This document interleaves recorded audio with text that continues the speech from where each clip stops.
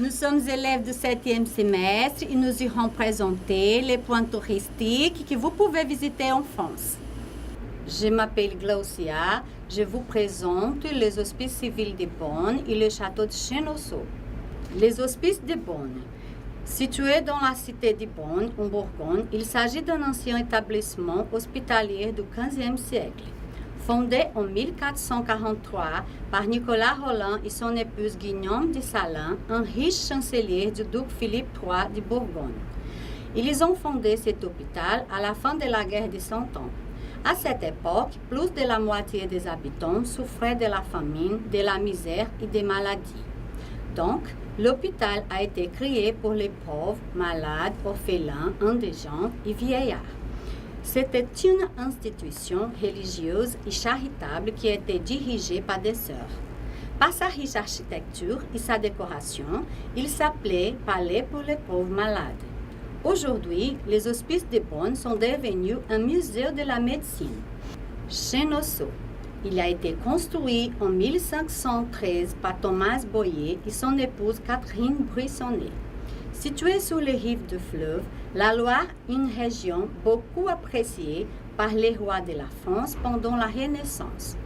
Ce type de construction représentait le pouvoir du roi et c'était une position stratégique pour le contrôle fluvial et la démarcation pendant les guerres.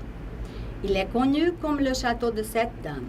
Son histoire est associée à 7 femmes de personnalité forte, dont 2, la reine de France, Catherine de Médicis et Louise de Lorraine. Les femmes ont fait de constantes constructions et améliorations par amour pour Chenonceau. Il a été la scène d'une histoire d'amour entre le roi Henri II et Diane de Poitiers, sa maîtresse qui vivait dans le château. Il servit d'hôpital pendant la Première Guerre mondiale et durant la Seconde Guerre mondiale, il a été occupé par les troupes allemandes. Le château de Chenonceau, c'est le château le plus visité de France après le château de Versailles. Je m'appelle Karine et j'irai parler sur 2 patrimoines mondiaux de l'UNESCO en France, le golfe de Porto et l'île de Ré. Le golfe de Porto a la réputation d'être l'un des endroits les plus beaux d'Écosse. Situé au bord de la mer et au sein du parc naturel régional d'Écosse, il comprend les Calanques de Piana, la réserve de Scandola et le golfe de Gibraltar. La nature y est tout simplement splendide. L'eau turquoise et le temps superbe. L'île de Ré. Elle est située dans l'océan Atlantique et reliée à La Rochelle par un pont. Saint-Martin-de-Ré est sans doute le plus joli village de l'île et aussi son centre administratif. Elle est parcourue de plusieurs bâtiments fortifiés édifiés sur Vauban au XVIIe siècle. Les murailles de Saint-Martin-de-Ré devaient abriter l'ensemble de la population de l'île en cas de débarquement ennemi. Salut, je m'appelle Lady et je vais parler sur 2 endroits que peu de gens connaissent, le Mont Saint-Michel et les gorges du Verdon. Le Mont Saint-Michel. Le Mont Saint-Michel est à la frontière entre la Normandie et la Bretagne, situé entre Cancale et Granville.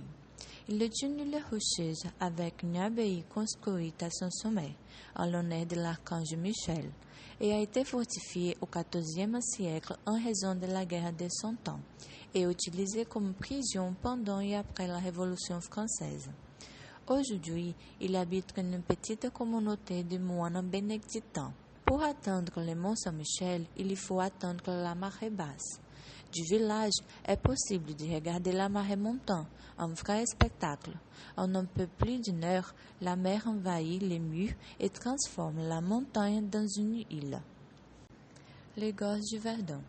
Les gorges du Verdon est le plus grand canyon d'Europe, situé dans la campagne française, plus précisément à la frontière avec le Var et les Alpes Haute-Provence. La rivière du Verdon constitue les canyons et ses eaux émeraudes proviennent de la fontaine des Alpes. La rivière Verdon traverse plusieurs villes. Nous pouvons citer quelques-unes. Castellón, la route de Crète, le lac Sainte-Croix, le moustier Sainte-Marie. Sous la gorge, Valensole a de vastes champs de lavande et de tournesol, avec une apparence et un arôme délicat.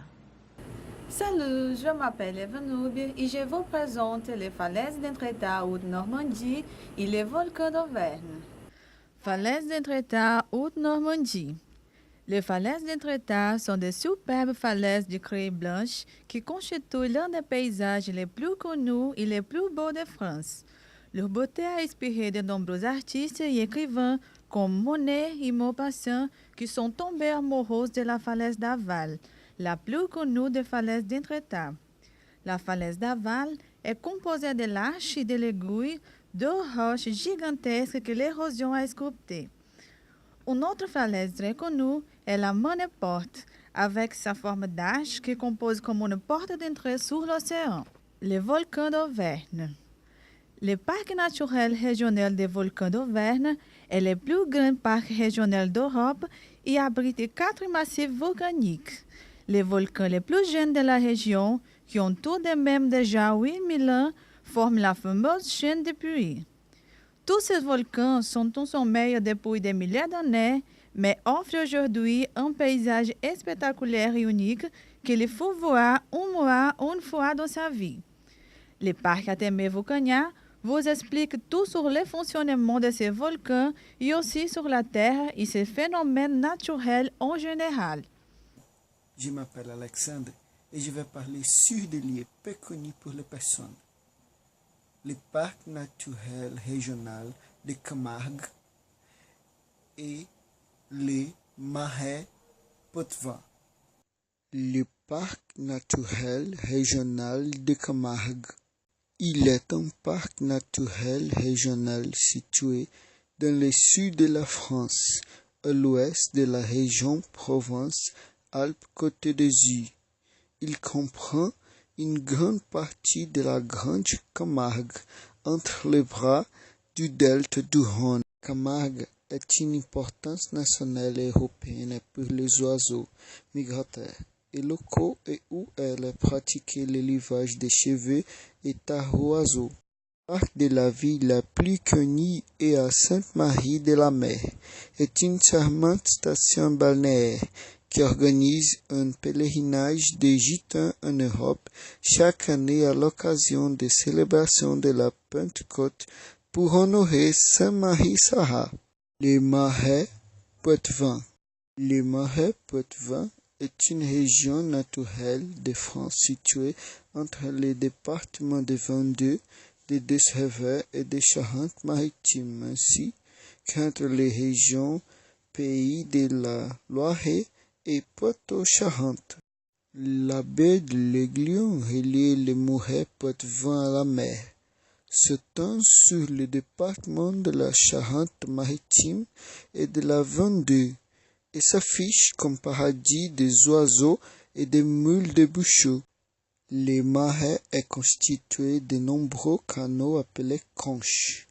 Il est souvent possible de parcourir ces territoires autrement qu'en barque, appelée plate, que l'on déplace avec sorte de grande perche avec laquelle le batelier prend appui sur le fond et propulse l'embarcation. Les rames sont également utilisées.